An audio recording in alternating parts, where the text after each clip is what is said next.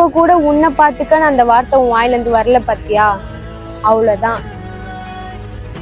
பசங்க எப்பவுமே தனக்குன்னு எதுவுமே யோசிக்க மாட்டாங்க. அவங்கள நம்பி இருக்கவங்களை பத்தி மட்டும்தான் யோசிப்பாங்க.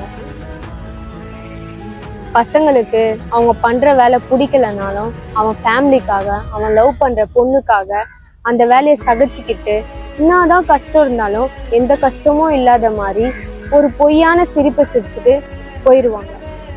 இதாண்டா பசங்க.